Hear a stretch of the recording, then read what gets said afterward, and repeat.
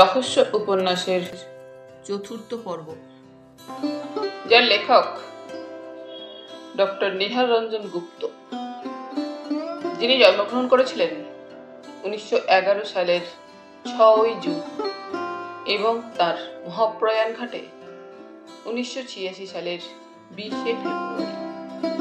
বইটির প্রকাশনার দায়িত্বে ছিলেন মিত্র অ্যান্ড ঘোষ পাবলিশার্স। এদের সকলের প্রতি আন্তরিকভাবে কৃতজ্ঞতা নিবেদন করে শুরু করছি আজকের গল্প, কলঙ্কিনী কঙ্কাবতী। কাল ভুজঙ্গিনী। রাজশেখর রায়ের কাছারি ঘর।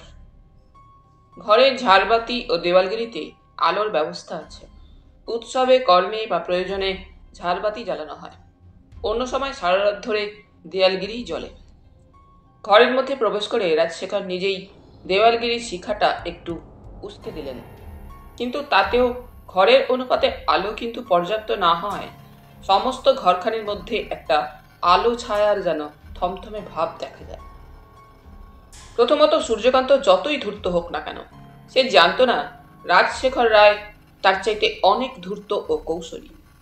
দ্বিতীয়, নিজের হাতের মুঠির মধ্যে যে দাবার মোক্ষম পোড়োটি আছে তার প্রতি অতিমাত্রায় বিশ্বাসে সে ভেবেছিল কিছুদিন আগে রাজশেখরের অনুচরদের হাতে বন্দী হয়ে থাকলেও এবারে রাজশেখর তার কাছে মাথা নোয়াতে বাধ্য হবেনি। কিন্তু ওইখানেই সে ভুল করেছিল। বুঝতেও সেটা তার দেরি হলো না, কিন্তু তখন আর উপায় ছিল না। ঘরের সেই স্বল্প আলোয় থমথমে রহস্যের মধ্যে সূর্যকান্ত এক প্রকার নিঃশঙ্ক চিত্তেই রাজশেখরকে অনুসরণ করে প্রবেশ করল। কয়েকটা মুহূর্ত রাজশেখর রায় নিঃশব্দে ঘরের মধ্যে ঢুকে পাইচারি করতে লাগলেন। হাত দুটি তার পশ্চাতে নিবদ্ধ। রাজশেখরের প্রকৃতির সঙ্গে যারা পরিচিত ছিল তারা জানত কোনো বিশেষ সংকল্প নেবার পূর্ব মুহূর্তে ঠিক ওইভাবে হাত দুটি পশ্চাতে মুষ্টিবদ্ধ করে পাইচারি করাই তার স্বভাব। অত্যাচ্ছন্ন ঝড়ের পূর্বে আকাশ যেমন থমথম করে নিস্তব্ধতায়, ঠিক তেমনই রাজশেখরের মুখখানি সংকল্পের দৃঢ়তায় যেন থমথম করছিল। হঠাৎ একসময় পাইচারি থামিয়ে সোজা একেবারে সূর্যকান্তের মুখোমুখি দাঁড়ালেন। হ্যাঁ, এবারে বলো সূর্যকান্ত, কি তুমি বলছিলে? আপনি কি জানেন রায়মশাই, আপনার একমাত্র পুত্র শশাঙ্ক শেখরের গতিবিধির কথা? বিস্মিত রাজশেখরের কণ্ঠ হতে আপনা হতেই যেন একটা প্রশ্ন বের হয়ে এলো। শেখরের গতিবিধি? নিষ্ঠুর বিষাক্ত চাপা হাসিতে সূর্যকান্তের ওষ্ঠপ্রান্ত কুঞ্চিত হয়ে উঠল। হ্যাঁ, জানেন কি, প্রতি রাত্রে নিঃশব্দে প্রাসাদ থেকে বের হয়ে সে কোথায় যায়? কোথায় যায়? রাজশেখরের বিস্ময় যেন উত্তরোত্তর বৃদ্ধি পাচ্ছিল। শয়তানটা কি বলতে চায়? আপনি কি জানেন, প্রতি রাত্রে সবাই যখন ঘুমে অচেতন থাকে শশাঙ্ক আরাম কুটিরে যায়। সূর্যকান্ত! বাঘের মতোই যেন থাবা বসালেন রাজশেখর। হ্যাঁ, প্রতি রাত্রে আরাম কুটিরে বন্দিনী চন্দ্রার ঘরেই আপনার পুত্রের অভিশ্বাস। গুলি খাওয়া বাঘের মতো গর্জিয়ে উঠলেন রাজশেখর। সত্য মিথ্যা আপনি যাচাই করলেই জানতে পারবেন। আজও রাত্রে শশাঙ্ক আরাম কুটিরে গিয়েছিল। শুধু আজ নয়, দীর্ঘ 3 মাস ধরে, তাই বলতে গেলে প্রতি রাত্রেই শশাঙ্ক চন্দ্রার ঘরে যাচ্ছে। দুজনের প্রেম হয়েছে, শশাঙ্ক আর চন্দ্রা। রাজশেখরের পায়ের তলা থেকে মাটি যেন সরে যাচ্ছিল। একই সর্বনাশে ব্যাপার। শেষ পর্যন্ত কিনা তারই পুত্র গত 3 মাস ধরে শশাঙ্ক ও চন্দ্রার মধ্যে জানাজানি হয়েছে। এবং শুধু তাই নয়, প্রতি রাত্রে শশাঙ্ক সেখানে যাতায়াত করছে, অথচ খুনাক্ষরেও তিনি কিছু জানতে পারেননি। আরাম কুটিরের বাইরে সদাজাগ্রত প্রহরী কুম্ভ সর্দার, অন্দরে সরজু, তারা কি এ ব্যাপারে তাহলে জানে না? না জানা সত্ত্বেও তারা তার কাছে সব গোপন করে রেখেছে? কিন্তু তাই যদি হয়ে থাকে তো কি স্পর্ধা তাদের! আর সত্যি যদি না হবে তো এই লোকটারই বা এত বড় দুঃসাহস হবে কেন? কিন্তু সে পরের কথা। আগে এই লোকটার ব্যবস্থা করা দরকার। একবার লোকটা তাঁর হাতের মুঠি ফসকে পালিয়েছিল, এখন তিনি স্পষ্টই বুঝতে পারছেন, কিন্তু এবারে সে সম্ভাবনা তিনি রাখবেন না। দরজার দিকে তাকিয়ে রাজশেখর হাঁক দিলেন, শম্ভু! হুজুর! সঙ্গে সঙ্গে প্রত্যুত্তর এলো বাইরের বারান্দা থেকে। ভিতরে আয়। নিঃশব্দে যেন একটা ছায়া দৈত্যের মতো রাজশেখরের লেঠেল পাইক সর্দার সঙ্গে সঙ্গে ঘরের মধ্যে এসে ঢুকল। মাঝারি আকারের লোকটা। শম্ভু, এই লোকটাকে আমার গুম ঘরে নিয়ে গিয়ে বন্দি করে রাখ। বিহ্বল চকিত কণ্ঠে একটা অর্ধস্ফুট চিৎকার করে উঠে সূর্যকান্ত। রায়মশাই! নিষ্ঠুর হাসিতে রাজশেখরের ওষ্ঠ দ্বিধা বিভক্ত হল।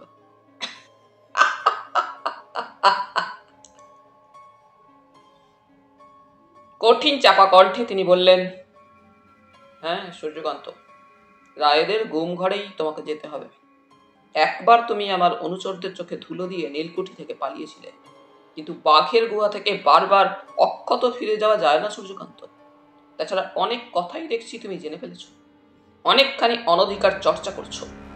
এরপর আর তোমাকে তো আমি ছেড়ে দিতে পারি না। কিন্তু রায়মশাই, আপনার প্রতিশ্রুতি ছিল।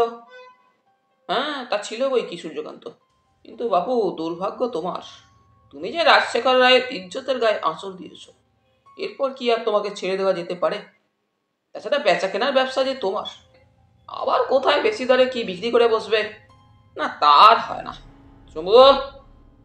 মুহূর্তে যেন কালো কোষ্ঠী পাথরে গড়া দেহটা সজীব ও সক্রিয় হয়ে উঠল। এগিয়ে এসে সূর্যকান্তের ডান হাতের কবজিটা লৌহ মুষ্টিতে চেপে ধরে শান্ত কণ্ঠে বললে, চল। ব্যাপারটা বুঝতে সূর্যকান্ত তখন আর কিছুই বাকি ছিল না। পাগলের মতোই সেটাই চিৎকার করে উঠল, না না রায়মশাই, ক্ষমা করুন আমাকে, আমি চাই না। চিরদিনের মতো প্রতিজ্ঞা করছি আপনার এলাকা ছেড়ে চলে যাব, আর কখনো আমার মুখ দেখতে পাবেন না। দেখতে যাতে না হয় সেই ব্যবস্থাই তো আমি করছি সূর্যকান্ত। রায়েদের গুম ঘরে প্রবেশের মাত্র একটাই পথ আছে, নির্গমের কোনো পথ নেই। যাও, সেখানে তোমার মতো প্রকৃতির আরো অনেকে যারা ইতিপূর্বে গিয়েছে তাদের বায়ুভূত আত্মার সঙ্গে যে কটা দিন বেঁচে থাকো স্বচ্ছন্দে কেটে যাবে। যাও শম্ভু, জানিয়ে যা। এই নে চাবি। বলে একটা লোহার বড় চাবি ঘরের দেওয়াল থেকে শম্ভুর দিকে ছুড়ে দিতেই মুহূর্তে সেটা হাত পেতে লুফে নিল শম্ভু। রাজশেখরের শেষের উচ্চারিত ডাকটা শম্ভুর এবারে বুঝতে আর কষ্ট হয় না। সে আর দ্বিরুক্তি না করেই একটা হ্যাচকা টান দিয়ে সূর্যকান্তকে ধরে খোলা দরজার দিকে এগিয়ে যায়। বৃথাই সূর্যকান্ত শম্ভুচরণের লৌহ মুষ্টি থেকে নিজেকে ছাড়াবার চেষ্টা করে, কিন্তু পারে না। সূর্যকান্ত চেঁচাতে যাচ্ছিল, কিন্তু শম্ভু প্রচন্ড একটা থাবড়া বসিয়ে দিল তার মুখে। এই সালা চুপ! বোঁ করে মাথাটা মুহূর্তের জন্য ঘুরিয়ে উঠবার সঙ্গে সঙ্গে যেন আপনা হতেই সূর্যকান্তের কণ্ঠ রোধ হয়ে গেল। শম্ভু সূর্যকান্তকে টানতে টানতে গুম ঘরে নিয়ে চলে যাবার পরও আবার রাজশেখর ঘরের মধ্যে পাইচারি করতে লাগলেন, পিঞ্জরাবদ্ধ সিংহের মতোই। সমস্ত কিছুই যেন তার কেমন গোলমাল হয়ে যাচ্ছে। এ কি হলো? শেষ পর্যন্ত তার একমাত্র বংশধর শিখর কিনা চন্দ্রার প্রেমে পড়ল। এ কি তবে রায়বংশের উপর ভানুমতিরই অভিশাপ? নিতান্তই মায়ায় আচ্ছন্ন হয়ে পড়েছিলেন সে রাত্রে রাজশেখর রায়। নইলে তার এবং নিজের পূর্বপুরুষের সমস্ত পাপেরই প্রায়শ্চিত্ত করবেন বলেন তো এক প্রকার দৃঢ় প্রতিজ্ঞ ও প্রস্তুত হয়েছিলেন সেদিন, অপর্ণার আত্মজাকে গলা টিপেই শেষ করে দিয়ে। শুধু তাই নয়, তারপর যেমন করেই হোক অপর্ণার সন্ধান করে তাকেও শেষ করবেন।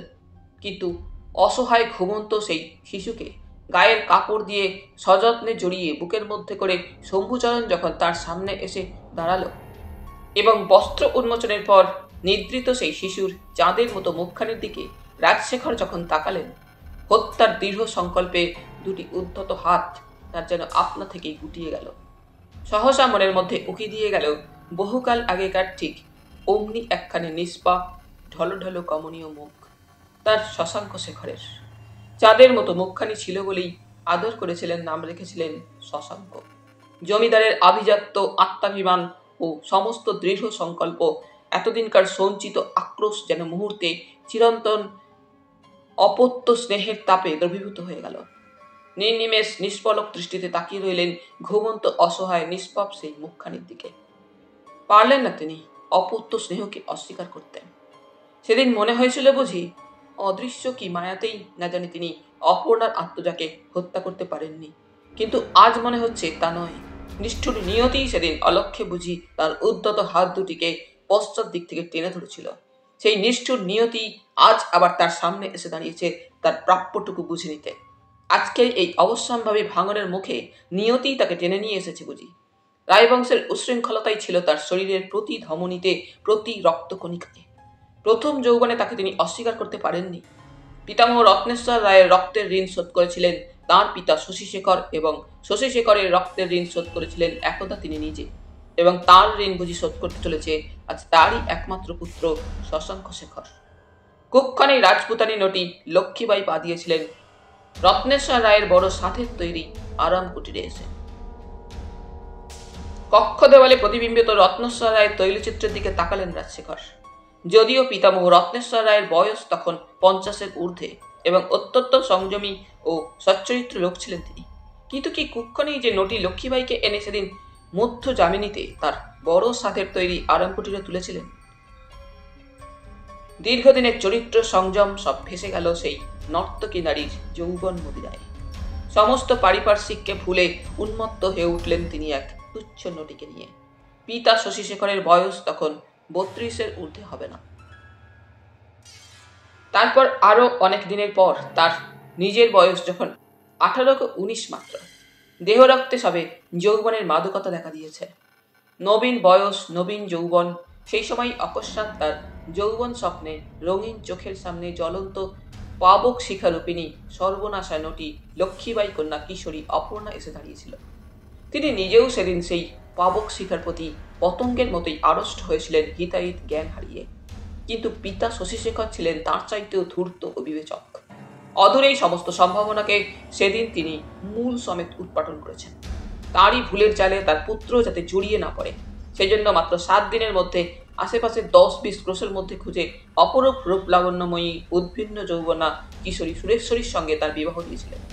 হয়তো নিজের ও পিতার দুর্বলতার কথা বুঝতে পেরেই পুত্রের ভবিষ্যৎকে তিনি কঠিন রূপের শৃঙ্খলে বেঁধে দিয়ে নিশ্চিন্ত হতে চেয়েছিলেন। পুরুষকার গঠিত মানুষ সবই করতে পারে, কিন্তু পারে না অবশ্যম্ভাবী নিয়তিকে লঙ্ঘন করতে। তাই 3 বৎসর অতীত হল না, এক রাত্রে আরাম কুটির থেকে মত্ত অবস্থায় ফেরবার পথে অশ্বপৃষ্ঠ হতে মাটিতে ছিটকে পড়ে মাথার খুলি চূর্ণ বিচূর্ণ হয়ে মৃত্যু মুখে পতিত হলেন শশীশেখর। মাত্র 21 বৎসর বয়সে রাজশেখর মৃত পিতার শূন্য আসনে জমিদার সর্বময় কর্তা হয়ে বসলেন। হঠাৎ চমকে উঠলেন রাজশেখর। তার চিন্তাস্রোতে বাধা পড়ল সম্মুখে দেওয়ালে একটি সঞ্চরণশীল ছায়া দেখে। কে? চকিতে খোলা দরজার দিকে ফিরে তাকালেন রাজশেখর। ঘরের দেওয়ালগিরির অনুজ্জ্বল আলোতে চিনতে কষ্ট হলো না রাজশেখরের স্ত্রী সুরেশ্বরীকে। বহির্মহলে কাছারি ঘরে, বিশেষ করে এত রাত্রে, স্ত্রী সুরেশ্বরীর পদার্পণ শুধু আকস্মিকই নয়, চিন্তারও অতীত। বিস্ময় কয়েকটা মুহূর্ত রাজশেখরের কণ্ঠে যেন শব্দ পর্যন্ত বের হয় না। বিস্ময়কর সেই চরম মুহূর্ত উত্তীর্ণ হয়ে যাবার পর অস্ফুট কণ্ঠে প্রশ্ন করলেন, তুমি?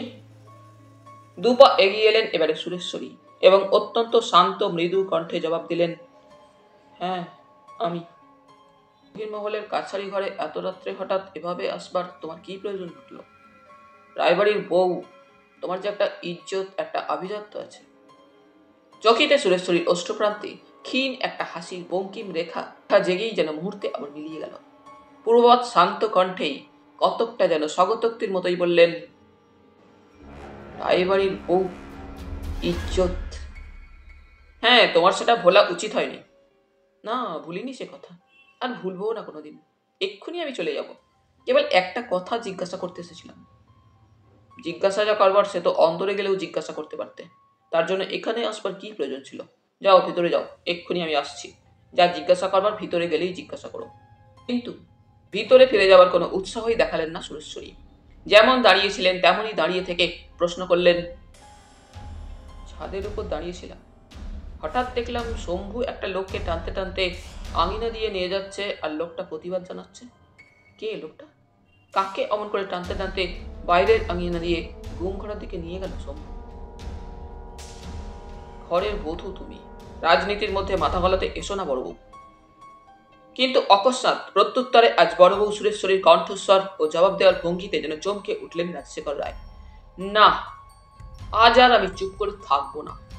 আজ তোমাকে আমার কথার জবাব দিতেই হবে। চিরদিনের শান্ত নিঃশব্দ প্রকৃতির সুরেশ্বরী বিবাহের পর হতে আজ পর্যন্ত যে রাজশেখরের ইচ্ছাকেই ইচ্ছা বলে মেনে এসেছেন, জীবন সঙ্গিনী নয়, চিরদিন যাকে রাজশেখর রায় জেনে এসেছেন তার ছায়া সঙ্গিনী হিসাবে, ন্যায় অন্যায় আনন্দে বেদনায় যে মুখ নারী এতকাল তাঁরই সত্যকে সত্য বলে মেনে এসেছেন, তারই মুখে আজ ওই ধরনের কথা শুনে চমকে উঠেছিলেন বইকি রাজশেখর রায়। বিস্ময়ের আকস্মিকতায় নির্বাক হয়ে গিয়েছিলেন। ঘরের দেওয়ালগিরির আলোর খানিকটা সুরেশ্বরীর মুখের একাংশে এসে প্রতিফলিত হয়েছে। সুরেশ্বরীর চিরদিনের শান্ত নির্লিপ্ত চোখের তারা দুটি যেন কি এক অস্বাভাবিক দুটিতেই ছকছক করছে। সুরেশ্বরী, হ্যাঁ, ভুলে যেও না, এবারই বউ আমি। এই সংসারের ভালো মন্দ হিতাহিত জানবার তোমার মতো আমারও সমান অধিকার আছে। সুরেশ্বরী শেষের কথায় রাজশেখরের দৃঢ়বদ্ধ ওষ্ঠপ্রান্ত যেন মুহূর্তের জন্য কুঞ্চিত হয়ে উঠল। তারপরে চাপা দৃঢ় কণ্ঠে বললেন, তাই নাকি? তাহলে এতদিনে রায়বাড়ির গিন্নির চেতনা হয়েছে। বেশ, তবে তোমাকেই আমি একটা প্রশ্ন করি। তোমার ক্ষণপূর্বের প্রশ্নের জবাব দেবার পূর্বে রায়গিন্নি, এতই যদি তুমি আত্মসচেতন এই রায়বাড়ির ইজ্জত আর মঙ্গল অমঙ্গলের জন্য, তবে নিশ্চয়ই জেনেছিলে একমাত্র পুত্র তোমার শশাঙ্ক প্রতি রাত্রে আত্মগোপন করে কোথায় নিশিযাপনে অভিসারে যায়। স্বামীর কথায় সুরেশ্বরী যেন ভূত দেখার মতোই চমকে উঠলেন। পুত্রের নিশি অভিসারের ব্যাপারটা যে সম্পূর্ণভাবেই সুরেশ্বরীর অজ্ঞাত ছিল তা নয়। কন্যা মাধবী একদিন শেখরের বিবাহের মাত্র কয়েকদিন পূর্বে কর্ণগোচর করেছিল ব্যাপারটা, কারণ সুরেশ্বরী না দেখলেও মাধবীর দৃষ্টিকে শশাঙ্ক এড়াতে পারেনি। যেদিন প্রত্যুষে জ্যেষ্ঠকে নিদ্রা হতে তুলতে এসে মাধবী শশাঙ্কর ওষ্ঠে ও গালে সিঁদুরের দাগ দেখেছিল এবং বাহুমূলের ক্ষতস্থানে দামি রঙিন রেশমি শাড়ির ছিন্ন অংশ জড়ানো দেখেছিল, সেই দিন তার মনে সন্দেহ আরো দৃঢ়বদ্ধ হওয়াতে মায়ের কাছে মাধবী তার সন্দেহের কথা ব্যক্ত করতে চিরন্তন নারী কৌতূহলে তিলমাত্র বিলম্ব করেননি। তাই তো তিনি পুত্রের বিবাহ দেবার জন্য আরো বেশি ব্যস্ত হয়ে উঠেছিলেন। এমনকি জ্যোতিষীর গণনাকেও মানতে চাননি। জ্যোতিষীর গণনার চাইতেও বড় রকমের যে একটা আশঙ্কা তার মনের মধ্যে এসে বাসা বেঁধেছিল। ভীরু স্নেহকাতর জননীর মন পুত্রকে যেমন সোজাসুজি এবং স্পষ্টপুষ্টিভাবে কোনো কথা জিজ্ঞাসা করতে পারেননি, তেমনি এই রায়বাড়ির চিরন্তন নেশা রক্ষী তার মোহের কথাটা ভেবেই শয্যায় অস্থির হয়ে উঠেছিলেন। ভেবেছিলেন বোধহয় কোনো মতে শেখরের বিবাহটা দিয়ে দিতে পারলেই প্রথম যৌবনের কোনো চিত্তচাঞ্চল্য যদি এসেই থাকে তা ঝিমিয়ে আসবে। অবশ্যম্ভাবী অমঙ্গলকে তিনি প্রতিরোধ করতে পারবেন।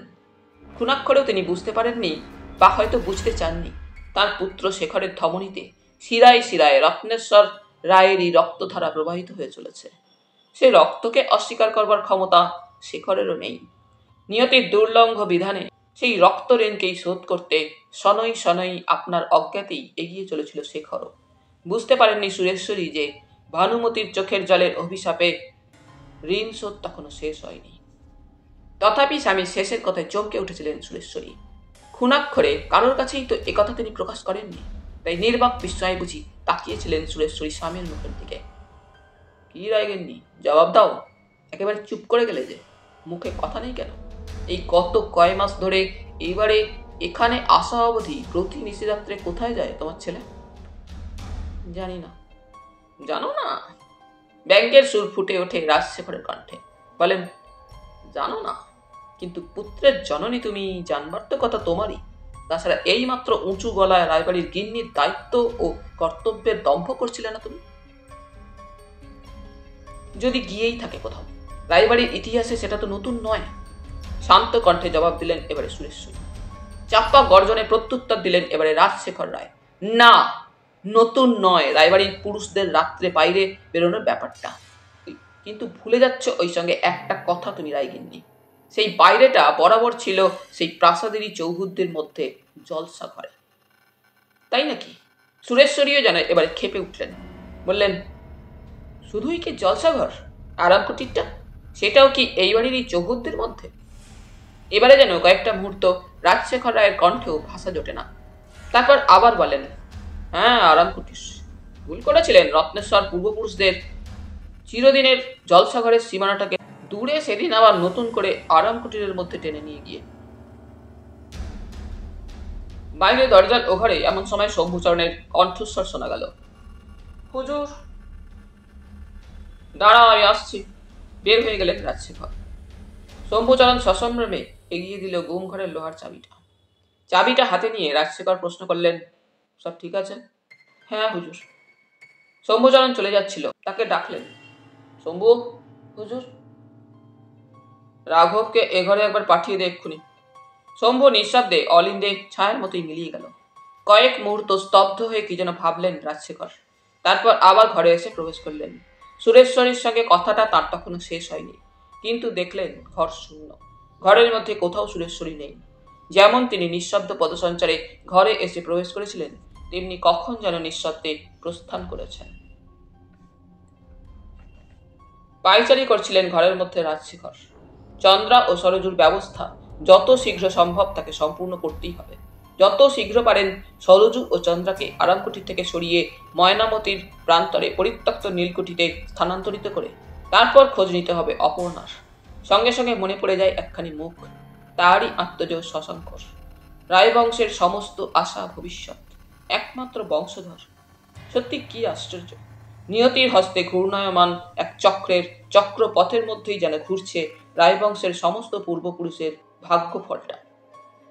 পাক চক্রে তিনি সেই চক্রপথ থেকে ছিটকে বাইরে এসে পড়লেও শেষ পর্যন্ত তার সন্তান শশাঙ্ককে সেই চক্রপথেই গিয়ে পড়তে হলো বুঝি।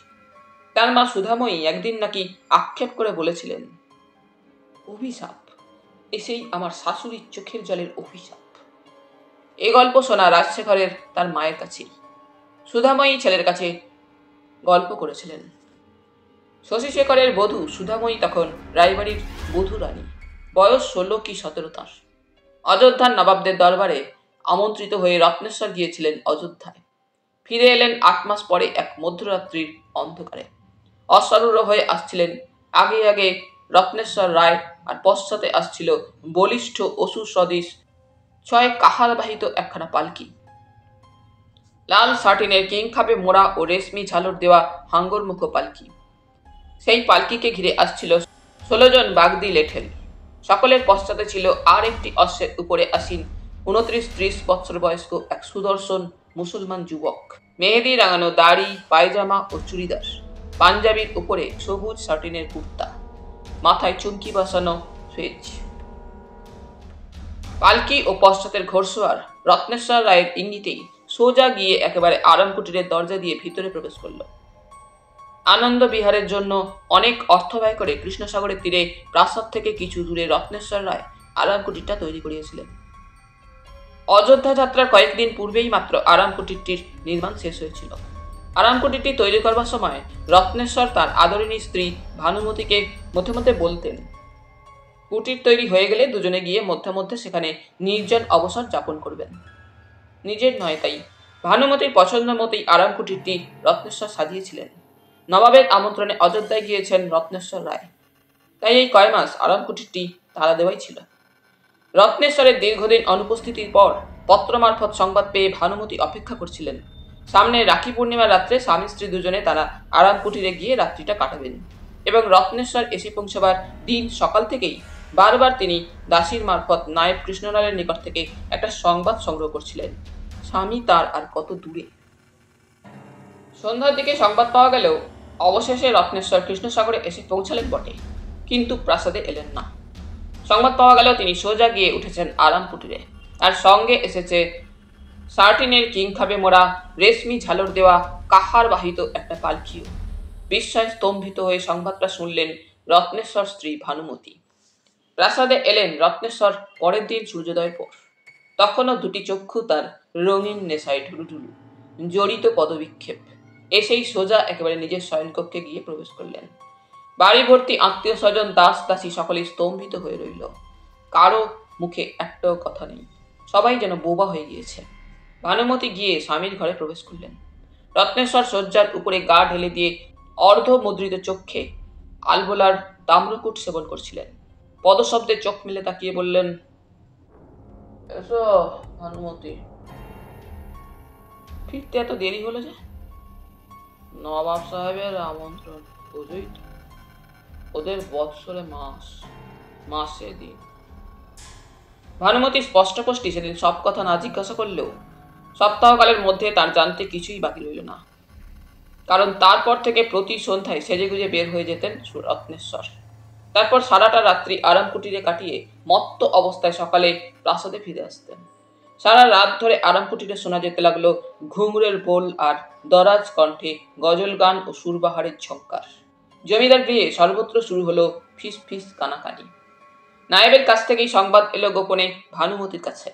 আরামকুটিরে নাকি এসে উঠেছে এক অপরূপ সুন্দরী রাজপুতানী নর্তকী লক্ষ্মীবাই ও তার 4 বৎসরের বালিকা কন্যা অপর্ণা, আর এক মধুকণ্ঠ গায়ক দবির খাঁ। জমিদারি গেল, সংসার গেল, স্ত্রী পুত্র সব ফেসে গেল সেই নর্তকীর রূপের মদিরায়। লজ্জায় দুঃখে অপমানে অবশেষে একদিন সন্ধ্যার দিকে আরাম কুটিরে যাবার ঠিক পূর্ব মুহূর্তে ভানুমতি এসে রত্নেশ্বরের ঘরে প্রবেশ করলেন। কি চাও? আমি একটা কথা তোমার কাছে জানতে এসেছি। কি? এমনি করে আমাদের সকলের গায়ে কালি ছিটছে কেন?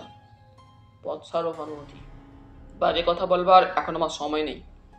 না, পথ ছাড়বো না। আরাম কুটিরে তুমি আর যেতে পারবে না। পথ ছাড়ো ভানু। না, ছাড়বে না? পথ ছাড়বে না? না, এভাবে তোমাকে আর আমি কলঙ্কিত হতে দেব না। নটির রূপের নেশায় অন্ধ রত্নেশ্বর মুহূর্তে যেন হিতাহিত জ্ঞান হারালেন। প্রচন্ড এক লাথি বসিয়ে স্ত্রীকে মাটিতে ফেলে দিলেন।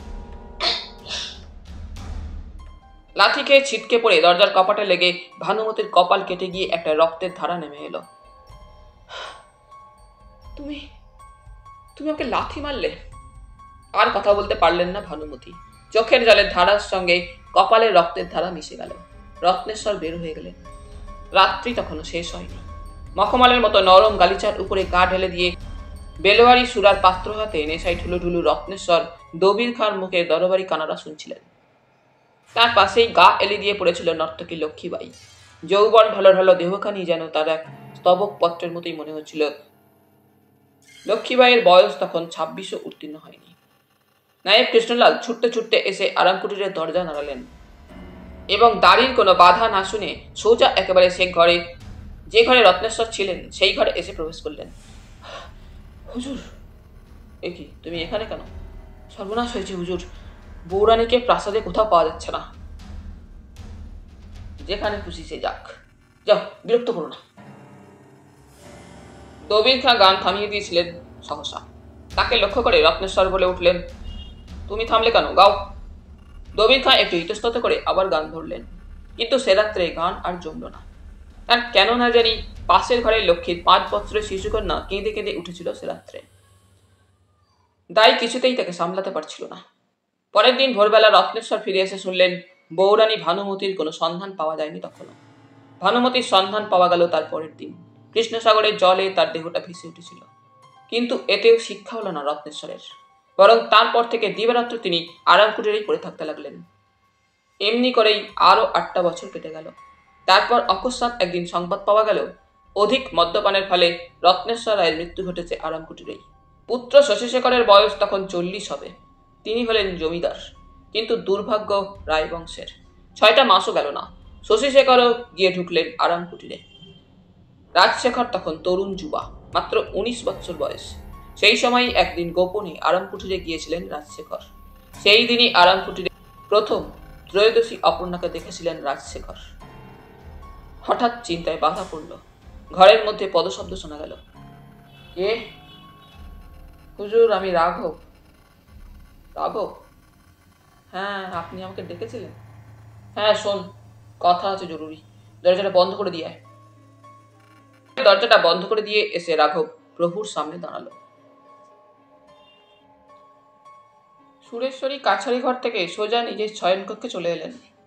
যে আশঙ্কা মাধবীর কথায় তার মনের মধ্যে দুশ্চিন্তার কালো ছায়া ফেলেছিল, জ্যোতিষীর ভবিষ্যৎবাণীকে দৃঢ় চিত্তে অবহেলা করে এক প্রকার জোর করেই শশাঙ্কর বিবাহ দিয়ে পুত্রবধূ স্বর্ণময়ীর মুখখানা দেখে মনে মনে আশা করেছিলেন যে আশঙ্কার বুঝি আর কোনো কারণ থাকবে না। আজ স্বামীর কথায় বুঝলেন সব মিথ্যা হয়ে গিয়েছে। যে আশঙ্কা, যে অভিশাপকে তিনি এড়াতে চেয়েছিলেন, নির্মম নিয়তির বেশে আজ মা ভানুমতি তার সামনে এসে দাঁড়িয়েছেন। ভানুমতির চোখের জলের অভিশাপের ঋণ আজও শোধ হয়নি, এখনো সেই ঋণ শুধতে হবে। স্বামী সোহাগিনী সতীসাধ্যী স্বামীর পদাঘাতের দুঃসহ লজ্জা ঢাকতে কৃষ্ণসাগরের অতল তলে গিয়ে মুখ লুকিয়েছিলেন। লোকে বলে আজও নাকি গভীর নিশীথে আবছায়া এক নারী মূর্তি কৃষ্ণসাগরের তীরে তীরে এলো চুলে কেঁদে কেঁদে বেড়ায়। বুক ভাঙা সেই করুণ বিলাপ কৃষ্ণসাগরের অথই জলে আজও নাকি চাপা পড়েনি। রত্নেশ্বর রায়ের মৃত্যুর পর 6 মাসও গেল না।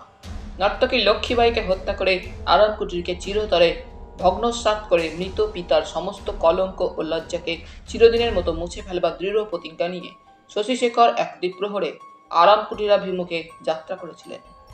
যাত্রা নয়, ভানুমতির চোখের জলের ঋণ শুদ্ধেই বুঝি দুর্লঙ্ঘ নিয়তি টেনেছিল শশীশেখরকে সেদিন আরাম কুটিরের দিকে। কিন্তু ঘণ্টাখানেক বাদেই ফিরে এলেন শশীশেখর। সুধাময়ী গিয়ে স্বামীর সামনে দাঁড়িয়ে জিজ্ঞাসা করলেন, কি হলো? শশীশেখর কেবল ফ্যাল ফ্যাল করে তাকিয়ে রইলেন স্ত্রীর মুখের দিকে। কোনো কথাই মুখ থেকে বের হলো না। শুধু তাই নয়, তারপর থেকেই দেখা গেল শশীশেখর অকস্মাৎ যেন কেমন গম্ভীর হয়ে গিয়েছেন। বরাবর বিবাহের পর থেকেই সুধাময়ী স্বামীকে হাসি খুশি ও কৌতুকপ্রিয় দেখে এসেছেন। সেই স্বামী যে হঠাৎ গম্ভীর হয়ে গিয়েছেন এবং ঠিক আরাম কুটির থেকে ফিরে আসবার পরই তীক্ষ্ণ বুদ্ধি সুধাময়ীর ব্যাপারটা যেমন দৃষ্টি এড়ায় না, তেমনি মনের মধ্যে দুশ্চিন্তাও এনে দেয়। স্বামী গিয়েছিলেন তার রায়বংশের অভিশাপ নর্তকী লক্ষ্মীবাইকে হত্যা করতে ও আরাম কুটিরকে চিরতরে ভগ্নস্বাৎ করে, কিন্তু ফিরে এলেন কি যেন এক ভয়াবহ গাম্ভীর্যে নিজেকে পাথর করে। জিজ্ঞাসা করেন সুধাময়ী, কি হয়েছে তোমার বলো তো? চমকে ওঠেন শশীশেখর। কেন, কি আবার হবে? দেখো, আর যার চোখেই তুমি ফাঁকি দাও না কেন, আমার চোখে ফাঁকি দিতে পারবে না। বিশ্বাস করো, আমার কিছু হয়নি। বিশ্বাস বলেছিলেন সুধাময়ী তার পুত্রবধূকে সেদিন। সুরেশ্বরী এবাড়ির কিশোরী বধূ তখন। সুধাময়ী বলেছিলেন সেই ভয়ঙ্করী রাত্রির কথা। কিছুই জানতে পারেননি তিনি। নিজের ঘরে শুয়েছিলেন। দাসী মঙ্গলার ডাকে ঘুম ভেঙে গিয়েছিল। বৌমা, তাড়াতাড়ি বার হয়ে এসেছিলেন সুধাময়ী। কি মঙ্গলাদি? তোমাকে এক্ষুনি একবার মা ডাকছে। মা অর্থে তার শাশুড়ি। মা? মা কোথায়? আঙিনায় তোমার অপেক্ষায় দাঁড়িয়ে আছেন। অন্দরমহলের শেষ প্রান্তে যে আঙিনা, মঙ্গলার পিছনে পিছনে সেখানে এসে দেখলেন সুধাময়ী ধূসর চন্দ্রালোকে পিছন ফিরে দাঁড়িয়ে আছেন তার শাশুড়ি ভানুমতি। পদশব্দে ফিরে তাকালেন ভানুমতি। মা বলে ডেকে শাশুড়ির মুখের দিকে তাকাতেই চমকে উঠেছিলেন সুধাময়ী। ছোটখাটো মানুষটি ছিলেন ভানুমতি, কিন্তু সেই ছোটখাটো গঠনের মধ্যে রূপ ছিল যেন তার দেবী প্রতিমার মতোই। রত্নেশ্বরীর পিতা ভানুমতিকে যেদিন পুত্রবধূ রূপে ঘরে নিয়ে এসে তোলেন, পরপর কতকগুলি বিপর্যয়ে রায় পরিবারের তখন চলছে একটা দুঃখ, অভাব ও অশান্তির যুগ। সর্বেশ্বর রত্নেশ্বরের পিতা তার স্ত্রীকে বলেছিলেন, মা লক্ষ্মীকে বরণ করে নিয়ে এলাম বড়বু, রাজবাড়ির লক্ষ্মী, দেখো মা যেন আমার কখনো দুঃখ না পায়। জ্যোতিষাচার্য বলেছেন, মায়ের চোখে যদি কখনো জল ঝরে তাহলে জানবে সেদিনই রায়বাড়ির সৌভাগ্য লক্ষ্মী ইজ্জত মান সম্ভ্রম সব বিদায় নিল। 8 বছরের বালিকা তখন ভানুমতি। শাশুড়ি তাকে কোলে তুলে নিয়ে স্নেহ চুম্বন দিয়ে বলেছিলেন, ভয় নেই গো, ভয় নেই, সোনার পালঙ্কে তোমার লক্ষ্মীকে চিরদিন বসিয়ে রাখবো। বৃদ্ধ দাসী মঙ্গলার মুখেই শোনা সে কাহিনী সুধাময়ীর। শাশুড়ির মুখের দিকে তাকিয়ে স্তম্ভিত হয়ে চেয়েছিলেন সুধাময়ী। কপালের ক্ষতস্থান দিয়ে তখনও ক্ষীণ ধারায় রক্ত ঝরছে। বৌমা, মৃদু কণ্ঠে ডাকলেন পুত্রবধূকে। আমি চললাম মা। বুঝতে পারেননি সুধাময়ী প্রথমটাই শাশুড়ির কথা। প্রশ্ন করেছিলেন, কোথায় মা? কিন্তু ভানুমতি সে কথা জবাব না দিয়ে বললেন, এবার থেকে তোমাকেই সব দেখতে হবে মা। পারবে তুমি, আমি জানি। কেবল একটা কথা বলে যাই, মনে রেখো, পুরুষকে কখনো বিশ্বাস করো না। আর পারো তো আরাম কুটিরটা পুড়িয়ে নিশ্চিহ্ন করে দিও। বলে আঁচল থেকে ভারী চাবির গোছাটা খুলে পুত্রবধূর হাতে তুলে দিলেন। নির্বাক পুত্রবধূ হাত বাড়িয়ে কতকটা যেন যন্ত্রচালিতের মতোই শাশুড়ির হাত থেকে চাবির গোছাটা নিয়েছিলেন। সেই সময় দেখেছিলেন শাশুড়ির দুচক্ষের কোল বেয়ে ঝরে পড়ছে অশ্রুর ধারা। আর দ্বিতীয় বাক্যব্যয় না করে ভানুমতি সোজা এগিয়ে গেলেন খিড়কির দরজার দিকে। দরজা খুলে প্রথমে ভানুমতি ও তার পশ্চাতে রায়বাড়ির পুরাতন দাসী মঙ্গলা অদৃশ্য হয়ে গেল। কতক্ষণ যে বিহবল নির্বাক হয়ে তারপরেও সেই শূন্য আঙিনায় একাকিনী দাঁড়িয়েছিলেন সুধাময়ী তার মনে নেই। ব্যাপারটা তখনও ভালো করে যেন বুঝতে পারেননি। তারপর হঠাৎ একসময় খেয়াল হতেই দ্রুত পদে ফিরে এলেন নিজ শয়নকক্ষে। শয্যায় নিশ্চিন্ত ঘুমে অচেতন স্বামীর গায়ে হাত দিয়ে ঠেলে রাখলেন, ওগো শুনছো, ওঠো ওঠো। স্ত্রীর ডাকে ঘুম ভেঙে গেল শশীশেখরের। ওগো ওঠো ওঠো। কি কি হয়েছে সুধা? মা চলে গেলেন। মা চলে গেলেন কোথায়? তা তো জানি না। এই যে চাবিটা আমার হাতে দিয়ে বলে গেলেন তিনি চললেন। কি পাগলের মতো যা তা বলছো সুধা? উৎকণ্ঠায় শশীশেখর তখন শয্যার উপর উঠে বসেছেন। ক্ষণপূর্বে সমস্ত ঘটনা বলে গেলেন তখন সুধাময়ী স্বামীকে। সর্বনাশ! সে কি? তাড়াতাড়ি ছুটলেন তখনই শশীশেখর। নায়েব কৃষ্ণলালকে ডেকে পাঠালেন। দাস দাসীরা সব উঠে পড়ল। খোঁজ খোঁজ রব পড়ে গেল সমস্ত রায়বাড়িতে, কিন্তু ভানুমতি বা মঙ্গলার কোনো সন্ধানই পাওয়া গেল না। পরের দিন ভানুমতির দেহটা কৃষ্ণসাগরের জলে ভাসতে দেখা গেল, এবং তারপরের দিন হোগলা ও স্বরের বনের মধ্যে কৃষ্ণসাগরের তীরে একাকী মূর্ছমানের মতো বসে থাকতে দেখা গেল দাসী মঙ্গলাকে। সম্পূর্ণ বিকৃত মস্তিষ্ক সে তখন। সুধাময়ীও বলেছিলেন সুরেশ্বরীকে, বিশ্বাস করো না পুরুষজাতকে, কারণ সুধাময়ীও যে মর্মে মর্মেই শাশুড়ি ভানুমতির কথা সত্যতা উপলব্ধি করেছিলেন। তাই তো স্বামীর ভাব পরিবর্তনের অজানা এক আশঙ্কায় শিউরে উঠেছিলেন সুধাময়ী। তার আশঙ্কা যে মিথ্যা নয়, প্রমাণ হতেও খুব বেশি দেরি হল না। আরাম কুটিরের কাল সর্পিনী শশীশেখরকেও টানল। প্রথম প্রথম গোপনে গোপনে অভিসার চললেও মাস দুয়েকের মধ্যেই কারুরই আর জানতে বাকি রইল না শশীশেখরের আরাম কুটিরের প্রতি দুর্নিবার আকর্ষণের কথাটা। কিন্তু শশীশেখর পত্নী সুধাময়ী অত সহজে হাল ছাড়লেন না। তিনি মনে মনে প্রতিজ্ঞা করেছিলেন, যেমন করে হোক আরাম কুটিরের কালনাগিনীর মায়া আবেষ্টনী থেকে তার স্বামীকে ছিনিয়ে আনবেনি। দিনের পর দিন তারপর চলতে লাগলো এক নারীর ধৈর্য ও প্রেমের পরীক্ষা। কিন্তু কোনো পথই খুঁজে পেলেন না সুধাময়ী। ইতিমধ্যে মাত্র 19 বছরের তরুণ যুবক পুত্র রাজশেখরের বিবাহ দিয়েছিলেন শশীশেখর সুরেশ্বরীর সঙ্গে, অকস্মাৎ মাত্র 7 দিনের মধ্যেই স্থির করে।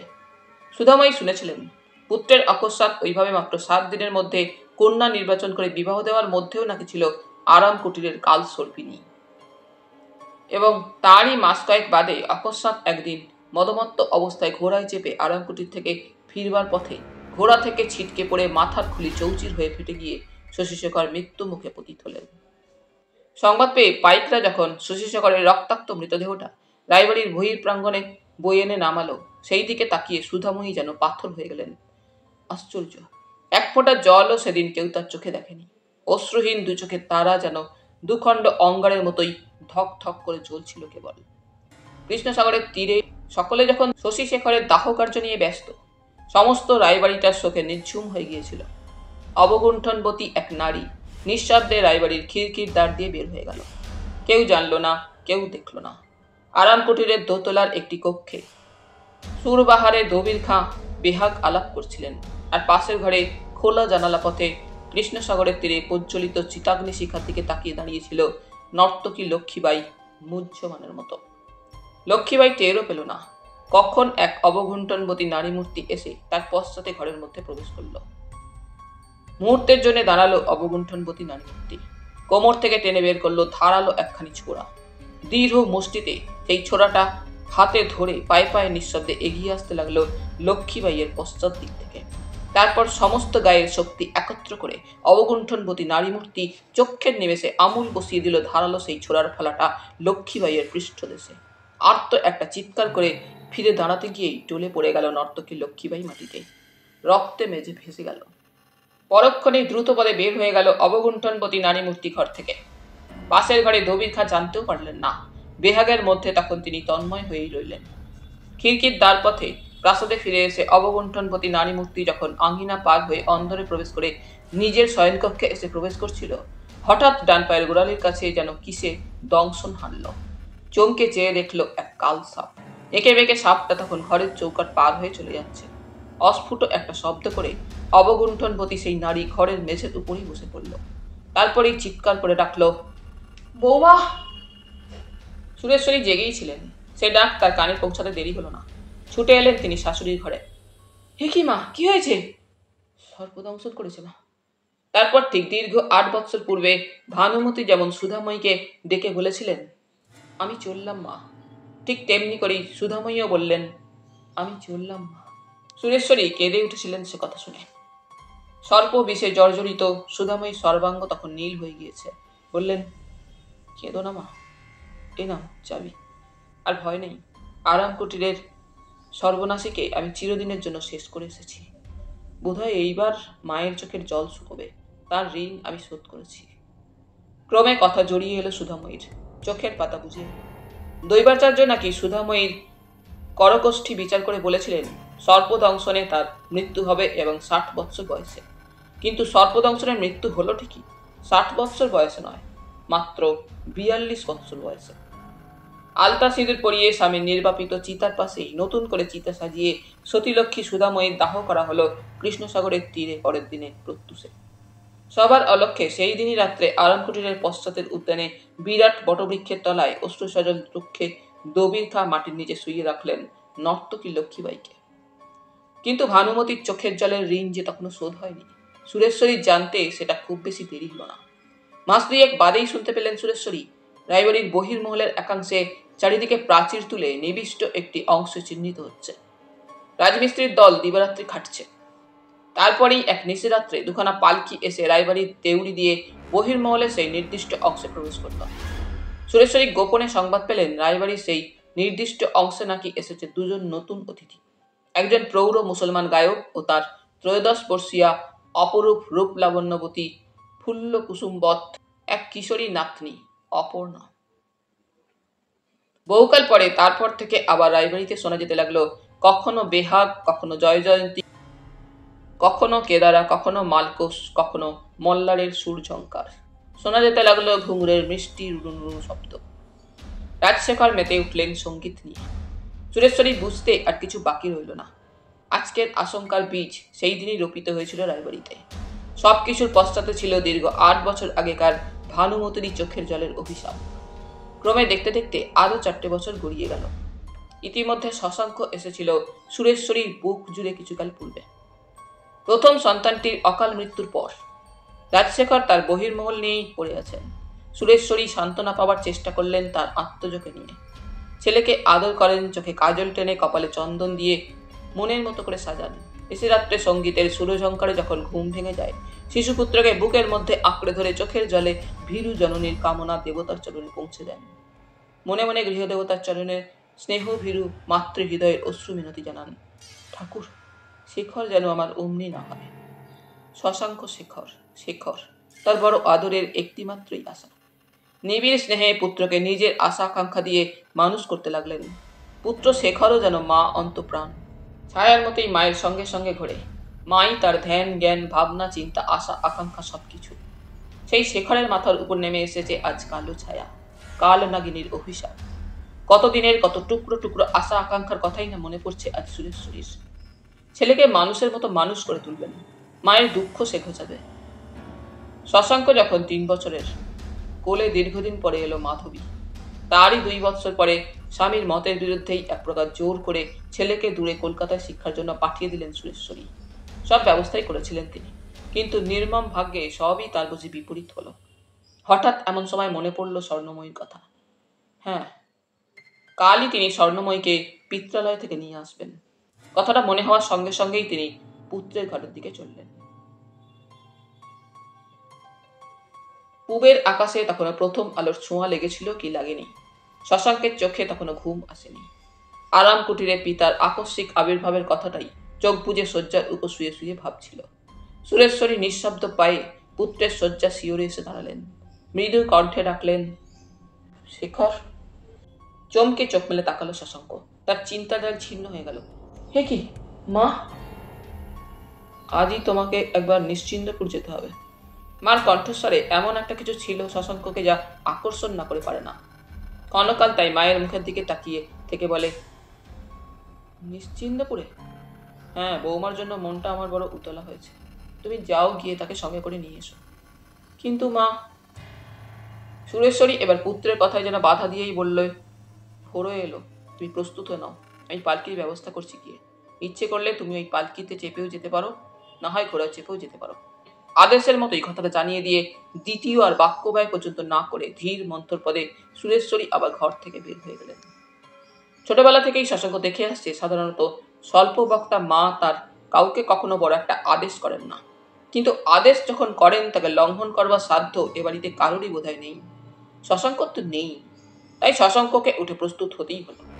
ঘণ্টাখানেক বাদেই দেখা গেল অশ্বারূঢ় শশাঙ্ক আগে আগে ও তার পশ্চাতে বলিষ্ঠ 6 কাহার বাহিত সুদৃশ্য ঝালর ঢাকা একটা পালকি রায়বাড়ির দেউড়ি পথে বের হয়ে গেল।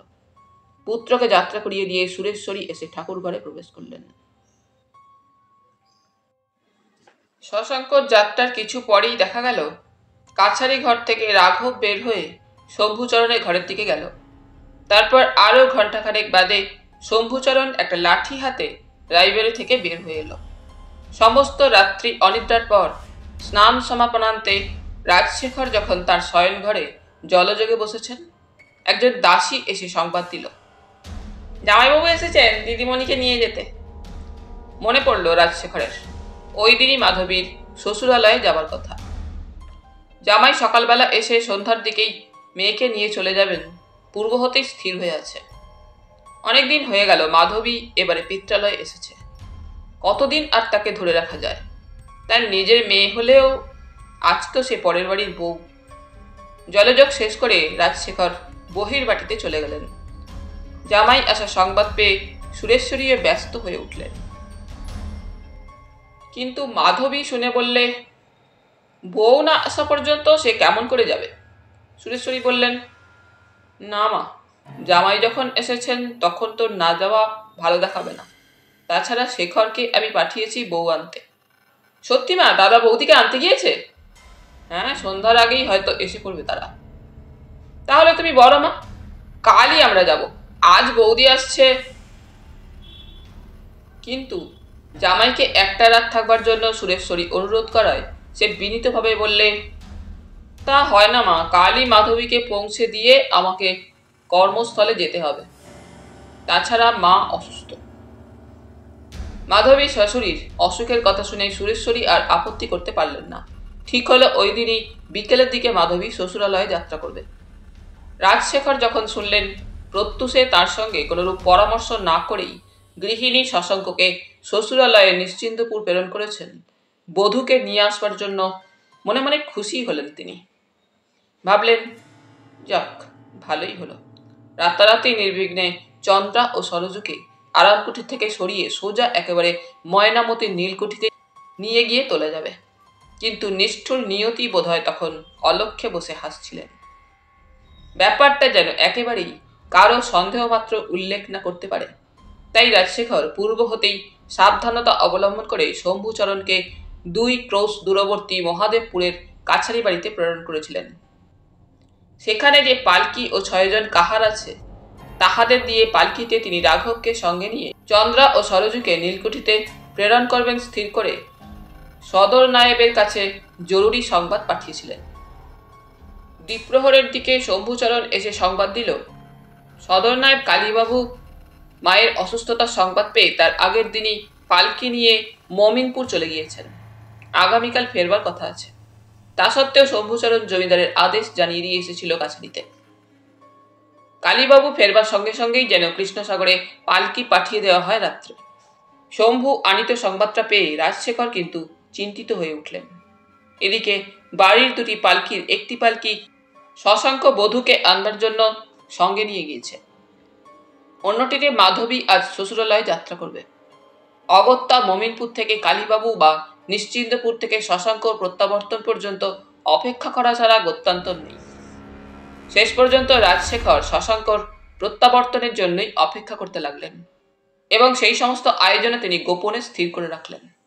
শশাঙ্কর এসে পৌঁছানো মাত্রই ঠিক হলো রাঘব পালকি নিয়ে আরামকুটিরের দিকে যাত্রা করবে এবং তিনি ও শম্ভু সঙ্গে যাবেন। এদিকে বৈকালের দিকে মাধবী যাত্রা করে চলে যাবার পর সন্ধ্যা উত্তীর্ণ হয়ে গেল ক্রমে। শশাঙ্ক ফিরে এলো না। বৈশাখের মাঝামাঝি তখন। মধ্যে মধ্যে বিকেলের দিকে আকাশ কালো করে কালবৈশাখী দেখা দিচ্ছে।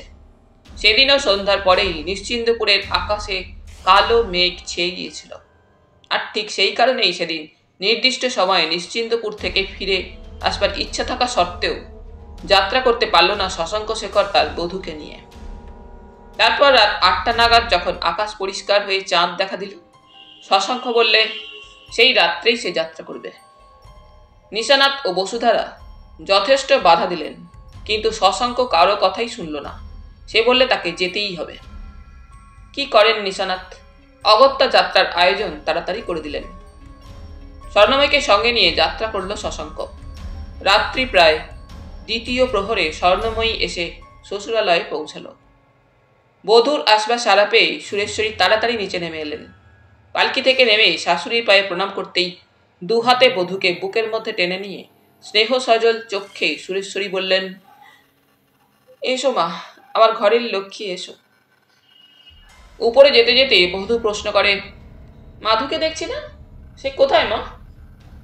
সে আজই বিকালে চলে গেছে। চলে গেছে? হ্যাঁ, জামাই এসেছিল। আমার সঙ্গে দেখা না করেই মাধু চলে গেল?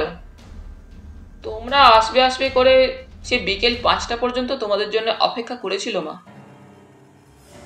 সে রাত্রে রাজশেখর তখনও শয়ন ঘরে যাননি, কাছারি ঘরের মধ্যেই বসেছিলেন। শশাঙ্কর প্রত্যাবর্তনের বিলম্ব দেখে তিনি ইতিপূর্বে স্থির করেছিলেন আগামী কালই চন্দ্রা ও সরজুকে নীলকুঠিতে প্রেরণ করবেন। শশাঙ্ক ফিরে আসবার পরও শয়ন ঘরে গেলেন না, কেবল রাঘবকে ডাকলেন। রাঘব দরজার বাইরেই জেগে বসেছিল। হুজুর?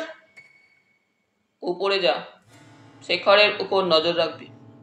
রাত্রে সে ঘর থেকে বের হলেই আমাকে এসে সংবাদ দিবি, কিন্তু সাবধান, সে যেন টের না পায়।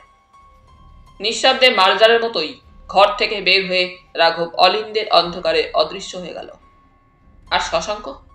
সে তখন তার নিজের ঘরে খোলা জানালার সামনে চন্দ্রালোকিত কৃষ্ণসাগরের দিকে তাকিয়ে দাঁড়িয়েছিল। ভাবছিল, আজকের রাতটা বৃথাই গেল। চন্দ্রা হয়তো এতক্ষণ তারই অপেক্ষায় বসে বসে পালঙ্কের বাজুতে হেলান দিয়ে ঘুমিয়ে পড়েছে। রাত্রি তখন প্রায় 12টা বেজে গিয়েছে। মাত্র একটি রাত্রি চন্দ্রাকে দেখেনি, অথচ শশাঙ্কের মনে হচ্ছিল যেন 1 যুগ সে চন্দ্রার মুখখানা দেখেনি। প্রতি নিশীথের মধ্য জামে এক দুর্নিবার আকর্ষণ যেন তাকে কেবলই আরাম কুটিরের দিকে টানতে থাকে।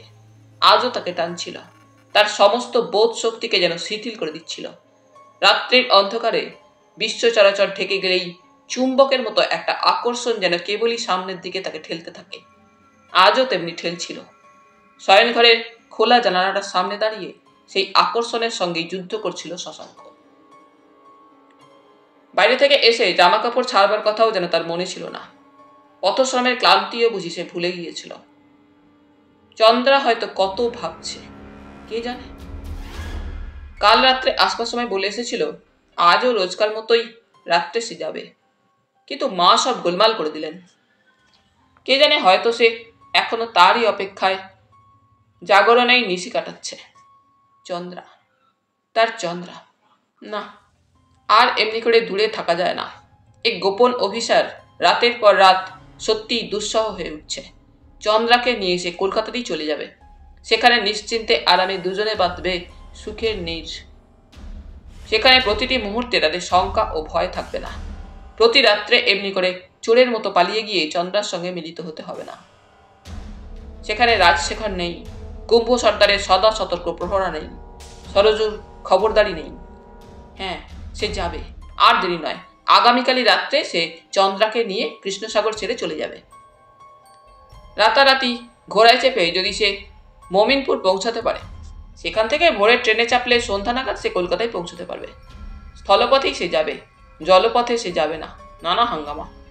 নৌকা করে কৃষ্ণসাগর না পার হতে পারলে নদীতে পড়তে পারবে না, আর নদীতে না পড়তে পারলে স্টিমার ধরতে পারবে না।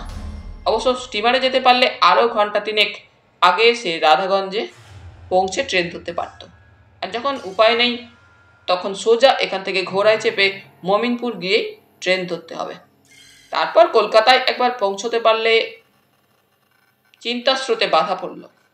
ঘরের মধ্যে অলঙ্কারের মৃদু সিঞ্জন শুনে ফিরে তাকালো শশাঙ্ক। স্বর্ণময়ী ইতিমধ্যে কখন যে এসে প্রবেশ করেছে তা ও টের পায়নি। বাইরের পোশাকে তখনও জানালার কাছে স্বামীকে দাঁড়িয়ে থাকতে দেখে স্বর্ণময়ীও আশ্চর্য হয়েছিল। সে ভেবেছিল ইতিমধ্যে পথশ্রমে ক্লান্ত স্বামী হয়তো জামা কাপড় ছেড়ে শয্যায় শুয়ে ঘুমিয়েই পড়েছে। স্ত্রীর মুখের দিকে ক্ষণকাল তাকিয়ে থেকে শশাঙ্ক আবার খোলা জানালার দিকেই মুখ ফিরিয়ে দাঁড়ালো। কিন্তু মনের মধ্যে কেমন যেন একটা অস্বস্তি বোধ করতে থাকে শশাঙ্ক। একজোড়া চোখের নীরব দৃষ্টি শশাঙ্ক পশ্চাৎ দিক থেকে তার সর্বাঙ্গে নিঃশব্দে যেন সূচ ফোটাতে থাকে। সারা শব্দ পাওয়া যাচ্ছে না যখন শশাঙ্ক বুঝতে পারছিল স্বর্ণময়ী নিঃশব্দে তখন তার পশ্চাতে দাঁড়িয়েই আছে। আজ সকালে শ্বশুরবাড়িতে পৌঁছাবার পর দোতলার একটা ঘরে তাকে বসতে দেওয়া হয়েছিল। জলপানের পর সে যখন একাকী ঘরের মধ্যে বসে বসে একটা উপন্যাসের পাতা উল্টাচ্ছে, স্বর্ণময়ী এসে ঘরে প্রবেশ করল। নিঃশব্দে এগিয়ে এসে পায়ের কাছে নত হয়ে গলবস্ত্রে প্রণাম করে একটিমাত্র প্রশ্নই করেছিল, বাবার মুখে শুনলাম তুমি নাকি এসেছো আমাকে নিয়ে যেতে। হ্যাঁ, জবাব দিয়েছিল শশাঙ্ক। তারপর একটুক্ষণ চুপ করে থেকে বলেছিল, মাই আমাকে পাঠিয়েছেন তোমাকে নিয়ে যেতে এবং বলে দিয়েছেন আজই যেতে। আর কোনো কথাই বলেনি স্বর্ণময়ী। তারপর মিনিট কয়েক চুপচাপ দাঁড়িয়ে থেকে একসময় ধীরে ধীরে ঘর থেকে বের হয়ে গিয়েছিল। বৈকালের দিকে হঠাৎ আকাশ কালো করে কালবৈশাখী শুরু হওয়ায় যাত্রা করতে দেরি হয়েছিল। ঝড় বৃষ্টি থেমে গেলে সন্ধ্যার পর রওনা হয়েছিল তারা। দীর্ঘ পথ স্বর্ণময়ী এসেছে পালকিতে, আর সে এসেছে ঘোড়ায় চেপে। পালকির কাহারদের গতির সঙ্গে সামঞ্জস্য রাখতে গিয়ে সমস্ত পথটাই তাকে প্রায় মন্থর বেগে এক প্রকার পালকির পাশাপাশি ঘোড়ায় চেপে আসতে হয়েছে। দীর্ঘ পথ, কিন্তু দুজনের মধ্যে একটি বাক্য বিনিময় হয়নি। সেই কথাই মনে পড়ছিল এই মুহূর্তে শশাঙ্কর। আশ্চর্য সংযম মেয়েটির, আশ্চর্য শান্ত মেয়েটি। সেদিন তার চরম আদেশ শুনিয়ে দেওয়ার পর থেকে আশ্চর্য রকম ভাবে মেয়েটি তার এত কাছাকাছি থেকেও সর্বতভাবে দূরত্ব বাঁচিয়ে চলেছে, যেন কোনো অভিযোগ বা কোনো নালিশই জানায়নি। অথচ ইচ্ছা করলেই তো ও বিদ্রোহ জানাতে পারত। অগ্নি ও নারায়ণ শিলা সাক্ষী রেখে পবিত্র বেদ মন্ত্র উচ্চারণ করে স্ত্রী বলেই তো ওকে সে গ্রহণ করেছে। আর কিছু না হোক সেই দাবি নিয়েও তো ও তার সামনে এসে দাঁড়াতে পারত, কিন্তু কোনো দাবিই জানায়নি এ পর্যন্ত। হঠাৎ চমকে ওঠে শশাঙ্ক স্বর্ণময়ীর কথায়। রাত তো প্রায় শেষ হয়ে এলো, অনেকটা পথ পরিশ্রান্ত হয়েছ, বিশ্রাম নেবে না? কি জানি কেন কর্কশভাবে প্রত্যুত্তর দিতে মন চাইল না শশাঙ্কর। মৃদু কণ্ঠে বললে, হ্যাঁ বিশ্রাম নেব। রাস্তার ওই জামা কাপড় ছাড়বে তো?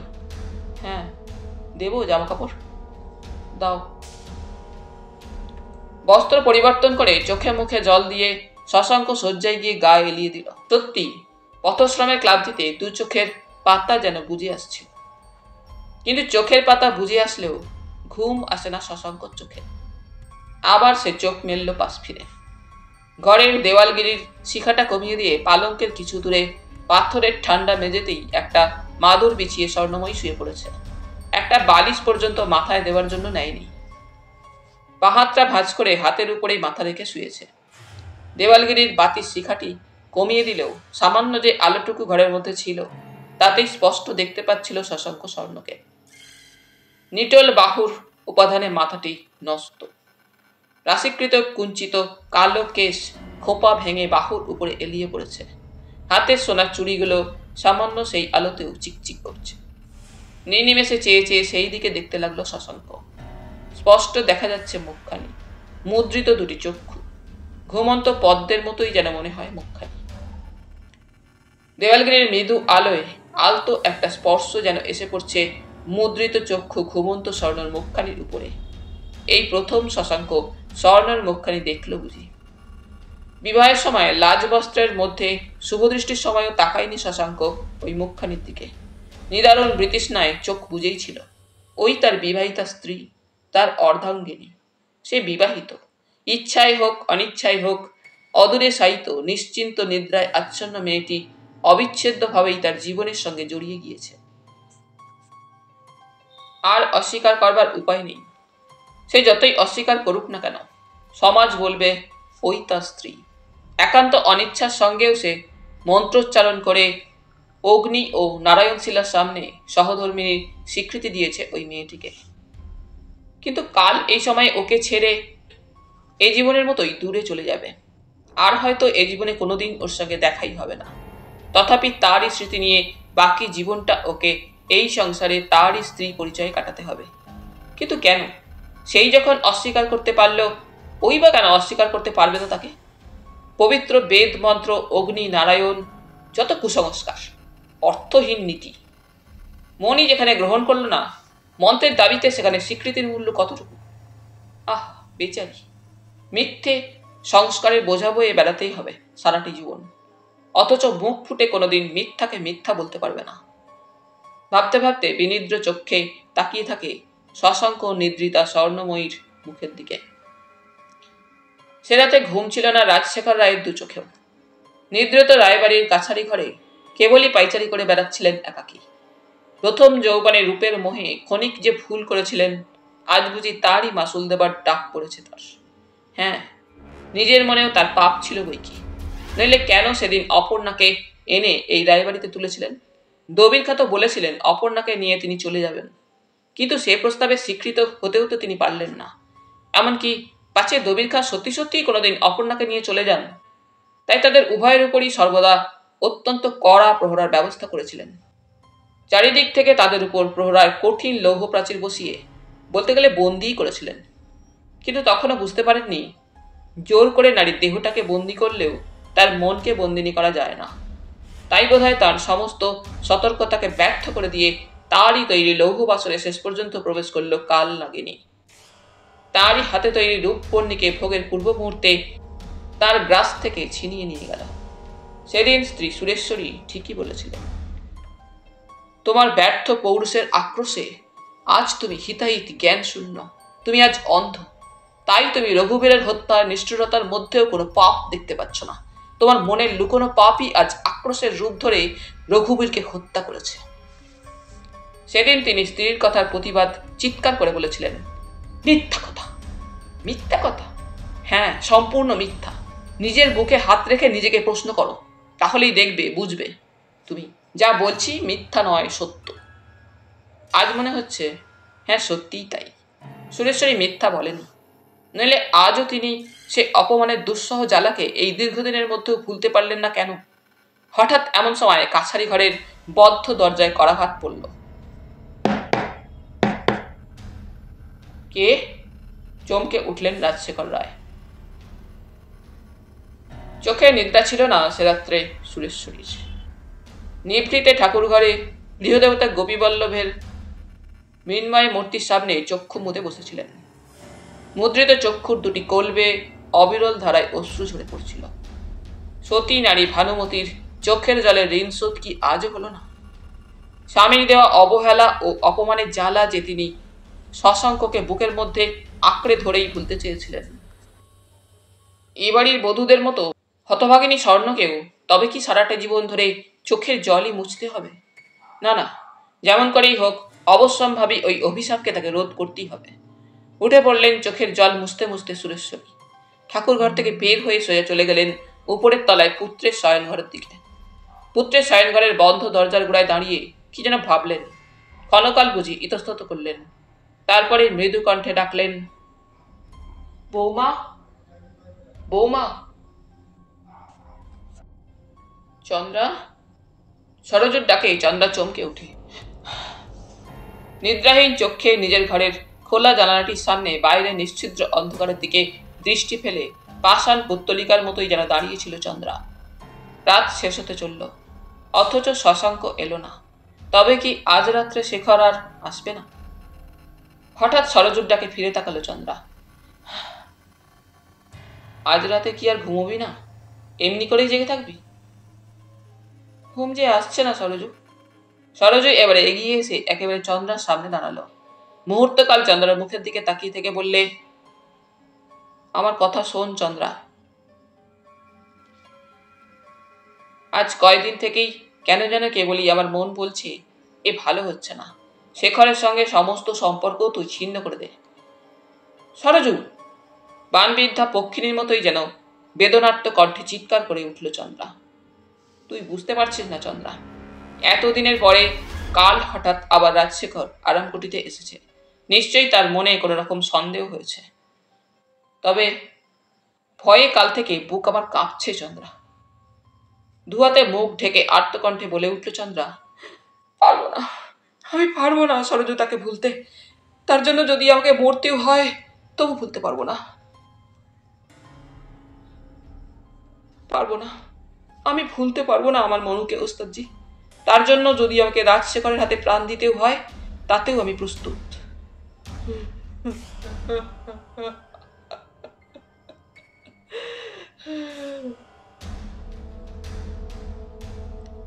কান্নায় ভেঙে পড়ে অপর্ণা দবির খার সামনে।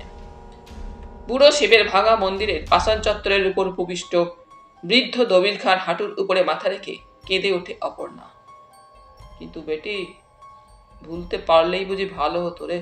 স্নেহে রুদ্ধমানা অপর্ণার মাথায় হাত বুলোতে বুলোতে দবির খা বলে। চারিদিকে ঘন গাছপালার মধ্যে মধ্যযামিনীর অন্ধকার যেন স্তূপ বেঁধে আছে। সেই অন্ধকারের স্তূপে তুপে কখনো নিভছে, কখনো জ্বলছে জোনাকির হাজারো বাতি।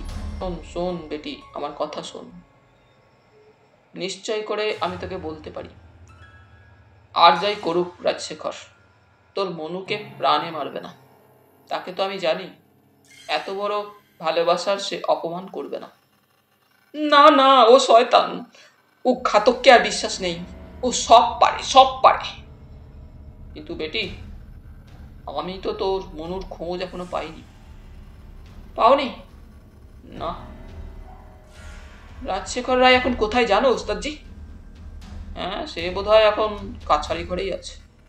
বেশ, তবে আমি চললাম বলেই অপর্ণা উঠে দাঁড়ালো এবং যাবার জন্য পা বাড়াতেই দবির খা বাধা দিলেন। কোথায় যাচ্ছিস বেটি? শোন শোন। কিন্তু দবির খার ডাকে অপর্ণা কর্ণপাত করল না। দ্রুত পদে অন্ধকারে মিলিয়ে গেল মুহূর্তে। হতভম্ব দবির খা সেই অন্ধকারের মধ্যেই চত্বরের উপর বসে রইলেন। সত্যি যেন মরিয়া হয়ে উঠেছিল অপর্ণা। আর কারো কথাই সে শুনবে না। সোজা সে রাজশেখরের কাছেই এবার যাবে এবং তাকেই গিয়ে জিজ্ঞাসা করবে তার মনুর কথা। এমনিতে সে তার মনুর সন্ধান দেয় ভালোই, নচেত পায়ে ধরে সে বলবে মনুকে তার ফিরিয়ে দিতে। সোজা চলে এলো রায়বাড়িতে অপর্ণা এবং এসে দাঁড়ালো কাছারি ঘরের বন্ধ দরজার সামনে। কোনরূপ ইতস্তত না করেই বন্ধ দরজার গায়ে করাঘাত হানল।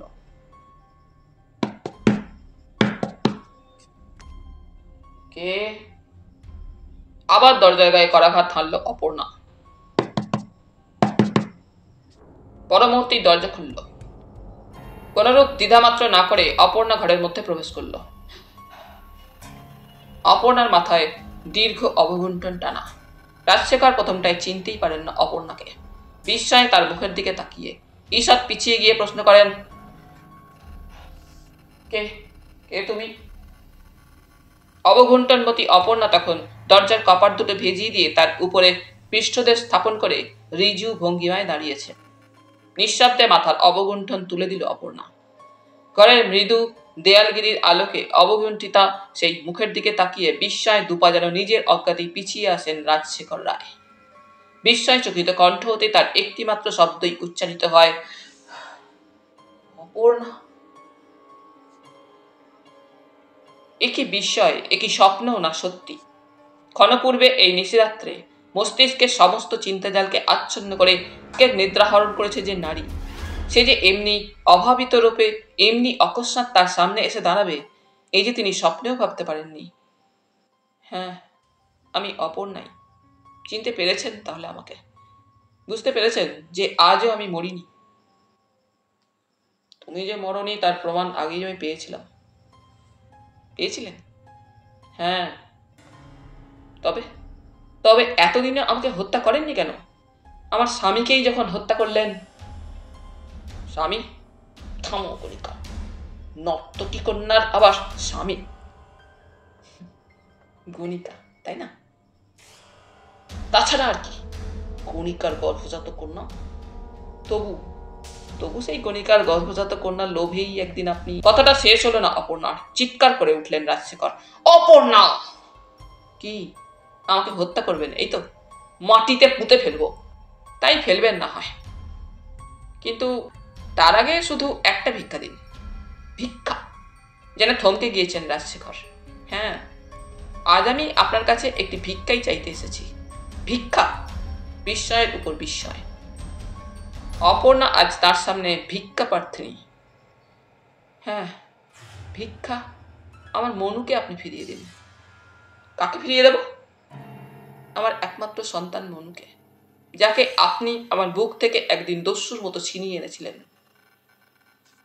মনুকে তোমার ফিরিয়ে নিতে এসেছো অপর্ণা, তাই না? কিন্তু তা তো আজ হবার নয়। হবার নয়? না। রাজশেখরের পায়ের সামনে বসে পড়ল অপর্ণা। কান্না ঝাড়া সুরে বললে, দয়া করুন, আমাকে দয়া করুন। দয়া? আজ তুমি দয়ার প্রার্থনী হয়ে আমার কাছে এসেছো অপর্ণা, তাই না? কিন্তু সেদিন যখন একজনের নিশ্চিত বিশ্বাসের বুকে ছুরি হেনে চলে গিয়েছিলে, কোথায় ছিল সেদিন তোমার আজকের এই নীতিজ্ঞান? তখন কেন ভাবনি যে এক একদিন যার বুকে তুমি অনায়াসে ছুরি বসিয়ে দিতে পারলে, তারই পায়ের তলায় আবার একদিন তোমাকে আজকের মতো দয়া ভিক্ষা করতে হতে পারে। দয়া করুন আমাকে।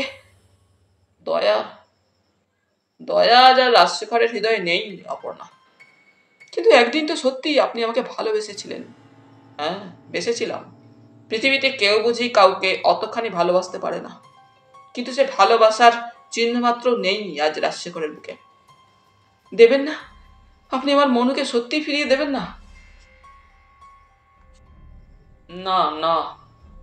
বেশ, তবে আপনিও জেনে রাখুন, আপনার কবল থেকে অপর্ণা তার সন্তানকে ছিনিয়ে নেবেই। সাধ্য নেই আপনার, আপনি জোর করে ধরে রাখেন। বলে ঝড়ের বেগেই যেন অপর্ণা ঘরের দরজাটা এক টান দিয়ে খুলে ঘর থেকে বের হয়ে গেল।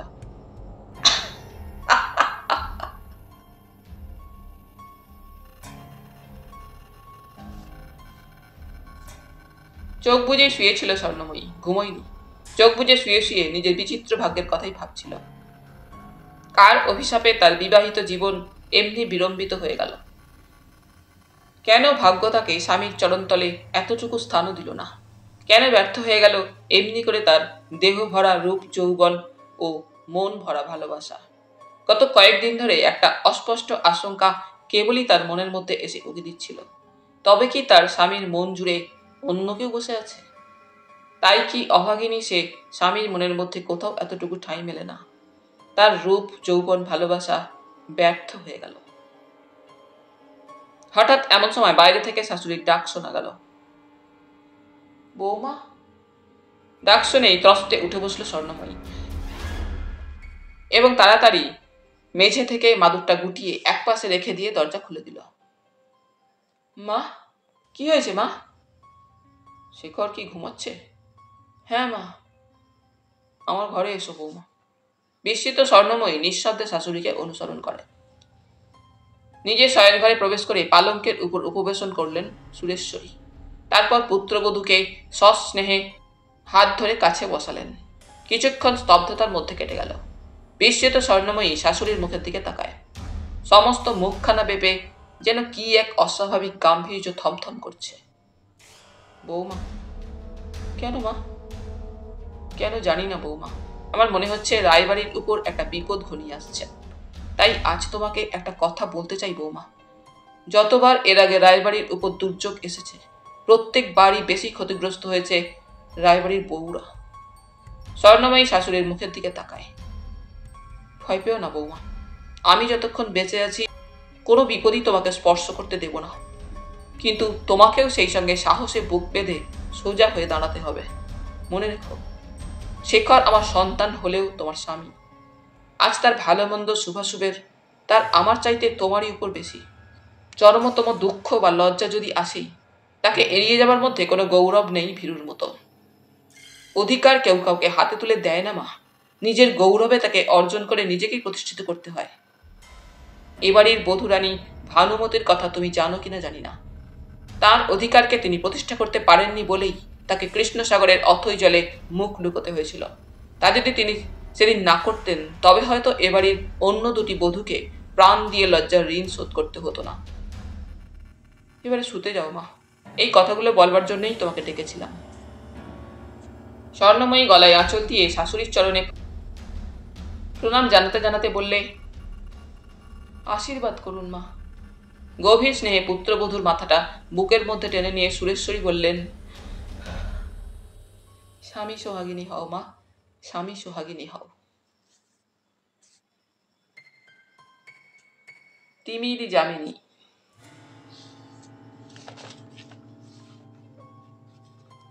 মোর্চে ধরা প্রকাণ্ড ভারী লোহার তালাটা চাবি দিয়ে খুলে পা দিয়ে লাথি মেরে বহুদিনকার বদ্ধ গুম ঘরের লোহার ভারী দরজার কপাট দুটো খুলে শম্ভুচরণ সূর্যকান্তের গলায় একটা ধাক্কা দিয়ে গুম ঘরের নিশ্ছিদ্র অন্ধকার গর্তে ঠেলে দিল তাকে। অতর্কিত ধাক্কায় টাল সামলাতে না পেরে অন্ধকারের মধ্যে হুমড়ি খেয়ে পড়ল সূর্যকান্ত।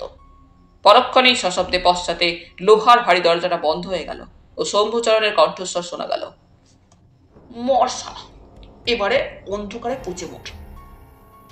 শম্ভুচরণের ধাক্কা খেয়ে সূর্যকান্ত যেখানে পড়েছিল সেটা একটা চত্বরের মতো জায়গা। তারও নিচে 4 ধাপ সিঁড়ির পরে ঘরের মেঝে। অতর্কিতে সেই চত্বরের ওপর হুমড়ি খেয়ে পড়ে কয়েকটা মুহূর্ত সূর্যকান্ত নড়াচড়া করতেও যেন ভুলে যায়। অভাবনীয় পরিস্থিতিতে এমন বিহ্বল হয়ে গিয়েছিল সূর্যকান্ত যে সমস্ত চিন্তা বা বোধ শক্তি যেন কিছুক্ষণের জন্য একেবারে জমে পাথর হয়ে গিয়েছিল। ধীরে ধীরে একটু একটু করে আবার মস্তিষ্কের মধ্যস্থিত কোষে স্বাভাবিক বোধ শক্তিটা যখন সূর্যকান্তের ফিরে এলো, দেখলে দু চক্ষু মেলে, সম্মুখে পশ্চাতে, ডাইনে বায়ে, ঊর্ধ্বে নিচে কেবলই অন্ধকার আর অন্ধকার। ছেদহীন হিমশীতল অন্ধকারের একটা প্রবাহ যেন চতুর্দিক থেকে এসে তার উপরে ঝাঁপিয়ে পড়ে তাকে যেন একেবারে নিশ্চিহ্ন অবলুপ্ত করে দিয়েছে। বিরাট একটা হাঁ করে নিশ্ছিদ্র অন্ধকার যেন তাকে রাহুর মতোই গ্রাস করেছে। ধীরে ধীরে হাত দিয়ে অন্ধকারের চারিদিকে সে স্পর্শ করতে লাগলো। ঠান্ডা পাথরের চত্বর, যুগ যুগান্তর অন্ধকার যেন বোবা হয়ে গেছে সেখানে। বন্দি, রাজশেখর রায়ের প্রপিতামহের তৈরি অন্ধকার গুম ঘরে সে বন্দী হয়েছে। এই নিঃসীম অন্ধকারের মধ্যেই তাকে জীবনের বাকি কটা দিনের প্রতিটি মুহূর্ত ও পল সবরীর প্রতীক্ষায় মৃত্যুর পথ চেয়ে বসে থাকতে হবে। কান পেতে মুহূর্ত ও পল প্রহর গুনতে হবে, কবে মৃত্যু এসে তাকে এই অন্ধকার থেকে মুক্তি দেবে। অনিদ্রায় অনাহারে প্রতিটি মুহূর্তে নির্মম যন্ত্রণার পাষাণ গুরুভার তার সমস্ত চেতনা ও বোধ শক্তির উপরে ধীরে ধীরে চেপে বসবে।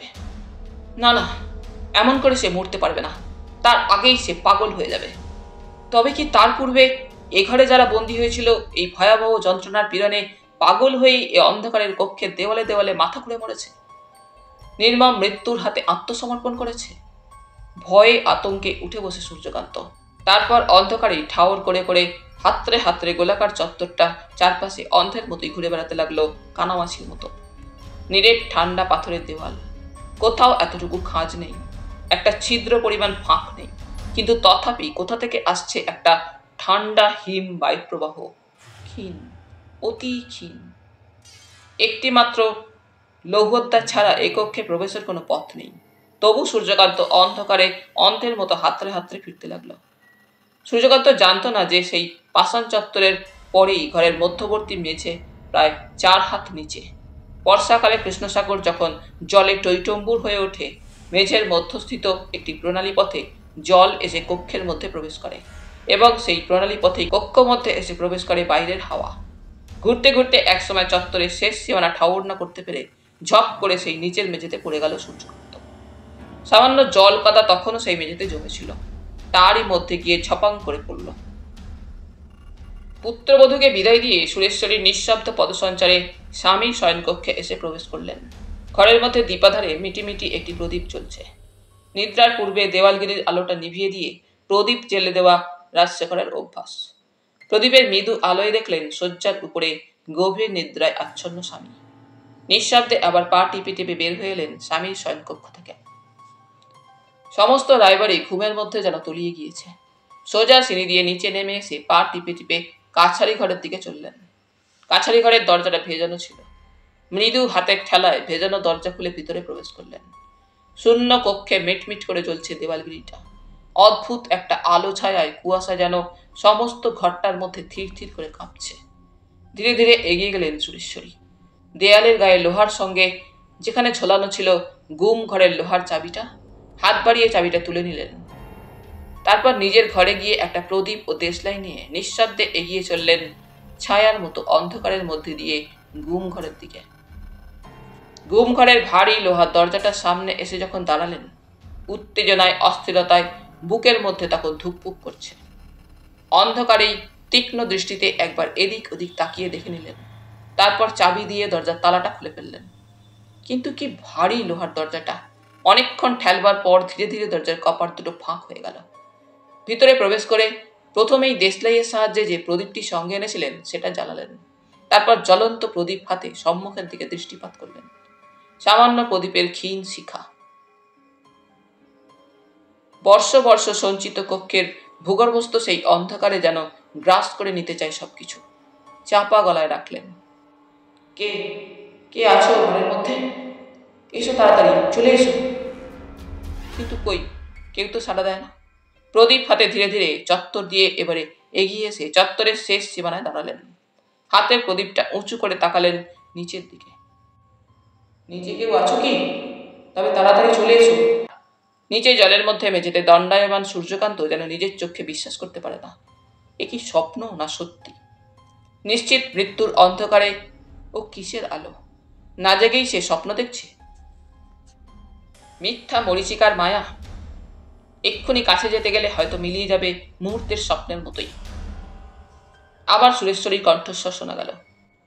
কে নিচে আছো? উঠে এসো, দেরি করো না। সূর্যকান্ত এবার সাড়া দেয়। কে? কে কে তুমি? কোথায়? কিন্তু আমি কেমন করে উঠব? পারবে না? উঠতে পারবে না? হঠাৎ এমন সময় সেই ক্ষীণ আলোয় সূর্যকান্তর নজরে পড়ে সিঁড়ির ধাপ উপরে উঠে গিয়েছে। একটা দিন ও একটা রাত ঘুরে ঘুরেও যে বস্তুটির হদিশ পায়নি সে, এখন সেই প্রার্থীটির সন্ধান পেয়ে শিশুসুলভ আনন্দের সঙ্গেই যেন বলে ওঠে, পেয়েছি পেয়েছি। সেই সিঁড়ি দিয়েই সূর্যকান্ত উঠে আসে এবার উপরে। সামনের দিকে তাকাতেই যেন তার দুটি চক্ষুর দৃষ্টি মুগ্ধ বিস্ময়ে পলক হারা হয়ে যায়। আগন্তুকের হস্তধৃত প্রতিপালকে তার মুখের দিকে তাকিয়ে সূর্যকান্ত যেন বোবা হয়ে গিয়েছে। দেবী প্রতিমার মতোই একখানি মুখ, ছোট কপালের প্রান্ত স্পর্শ করে রয়েছে গরদের শাড়ির লাল চওড়া পাট্টি, দুটি ভ্রুর মধ্যস্থলে রক্ত সিঁদুরের গোলাকার টিপটি। মুখাবয়বের যেন একাধারে প্রীতি, স্নেহ, ক্ষমা, সান্ত্বনা, নির্ভয়ে সবকিছু ফুটে উঠেছে একসঙ্গে। হঠাৎ সূর্যকান্তর যেন কি হলো, নিচু হয়ে সুরেশ্বরী চরণ প্রান্তে মাথাটা লুটিয়ে দিয়ে ডেকে উঠল, মা। ওঠো ওঠো, আর দেরি করো না, জানতে পারলে সর্বনাশ হয়ে যাবে। চলো আমার সঙ্গে তাড়াতাড়ি, তোমাকে খিড়কির দরজার পথে প্রাসাদের বাইরে বের করে দেব। গুমঘরের দরজা বন্ধ করে সূর্যকান্তকে সঙ্গে নিয়ে সুরেশ্বরী বহির্মহল অতিক্রম করে অন্দরমহলের দিকে যেমন পা বাড়ালেন, রাত জাগা সতর্ক প্রহরীর সাবধানী কণ্ঠস্বর শোনা গেল। কে? চকিতে সূর্যকান্তকে আকর্ষণ করে সুরেশ্বরী অলিন্দের বিরাট থামের আড়ালে আত্মগোপন করলেন। রাত প্রহরীর পদশব্দ শোনা গেল। এই দিকেই সে আসছে। রাত প্রহরী সেই থামটার পাশ দিয়ে চলে গেল, কিন্তু থামটার অন্যদিকে সূর্যকান্ত ও সুরেশ্বরী আত্মগোপন করে তাকায়, তাদের দেখতে পেল না। রাত প্রহরীর পদশব্দ অলিন্দের অপর প্রান্তে মিলিয়ে যাওয়ার পর সুরেশ্বরী আবার অন্দরের দিকে পা বাড়ালেন। সূর্যকান্ত তাকে নিঃশব্দে অনুসরণ করল। অন্দরমহলে প্রবেশ করে সুরেশ্বরী যেন নিশ্চিন্ত হলেন। কাল থেকে তো কিছু খাওনি, ক্ষুধা পায়নি? সুরেশ্বরী প্রশ্ন করলেন সূর্যকান্তকে। সূর্যকান্ত তখন অন্য কথা ভাবছিল। কে এই দয়াবতী মহিলা, আর কেনই বা তাকে এমনি করে উদ্ধার করে নিয়ে এলেন? এখনো যেন সমস্ত ব্যাপারটা তার স্বপ্নের মতোই বলে মনে হচ্ছে। সত্যি সত্যি স্বপ্ন নয় তো? এখানে একটু দাঁড়াও, ভয় নেই তোমার, এক্ষুনি আমি আসছি। সুরেশ্বরী ভাড়াঘরের দিকে চলে গেলেন। সূর্যকান্ত সেইখানে অন্ধকারের মধ্যে দাঁড়িয়ে রইল। কয়েক মিনিটের মধ্যেই সুরেশ্বরী ফিরে এলেন হাতে একটা ছোট্ট পুঁটুলি নিয়ে। সূর্যকান্তর দিকে সেই পুঁটুলিটা এগিয়ে দিতে বললেন, এর মধ্যে কিছু খাবার আছে, বাইরে গিয়ে খেও। চলো তোমাকে বাইরে রেখে আসি। খিড়কির বন্ধ দ্বার খুলে সুরেশ্বরী সূর্যকান্তর দিকে তাকিয়ে বললেন, যাও, যত তাড়াতাড়ি পারো এ তল্লাট ছেড়ে একেবারে চলে যাও। একবার যদি উনি টের পান যে তোমাকে আমি ছেড়ে দিয়েছি, যেমন করেই হোক তোমাকে হয়তো ধরে আনবেন। রাত শেষ হতে আর বেশি দেরি নেই, আলো ফুটে উঠবার আগে যত দূরে পারো পালিয়ে যাও। সূর্যকান্ত আর একবার মনে মনে সুরেশ্বরীর পায়ে প্রণাম জানিয়ে সম্মুখের অন্ধকারে এগিয়ে গেল। কিছুদূর এগোবার পর পিছন দিকে একবার ফিরে তাকাতে দেখল, প্রদীপ হাতে তখনও সেই মহিলা খিড়কির দরজার সামনে দাঁড়িয়ে আছেন। আরাম কুটিরের কাছাকাছি কৃষ্ণসাগরের তীরে এসে দাঁড়ালো সূর্যকান্ত। 2 রাত্রির ও একটি দিনের নিদারুণ বিপর্যয়ে, ক্ষুধায়, ক্লান্তিতে দেহ এমন অবসন্ন যে সে যেন আর চলতে পারে না। তবু আরো খানিকটা এগিয়ে কৃষ্ণসাগরের তীরবর্তী কাশবনের প্রান্ত ঘেঁষে মাটিতে বসে পড়ল। কিছুক্ষণ বিশ্রামের পর সুরেশ্বরী দেওয়া পুঁটুলিটা খুলে দেখল তার মধ্যে কিছু মিষ্টান্ন রয়েছে। সমস্ত মিষ্টান্নগুলো গোগ্রাসে উদরসাৎ করে কৃষ্ণসাগর থেকে অঞ্জলিপুরে তৃষ্ণা নিবারণ করে আবার সে পূর্বস্থানে অবস্থান করল। রাত্রি শেষ হয়ে আসছে। রাত বিদায়ী আকাশের গায়ে লেগেছে প্রথম আলোর প্রলেপ। তারপর এলো সেই দুর্যোগময়ী সর্বনাশা রাত্রির প্রথম প্রহর। তাহলে বন্ধুরা, আজ এই পর্যন্তই। গল্প পাঠ তোমাদের ভালো লেগে থাকলে তোমাদের কাছে আবারও অনুরোধ থাকলো, লাইক, শেয়ার এবং সাবস্ক্রাইব করে তোমাদের মূল্যবান মতামত পাঠানোর জন্য। ধন্যবাদ।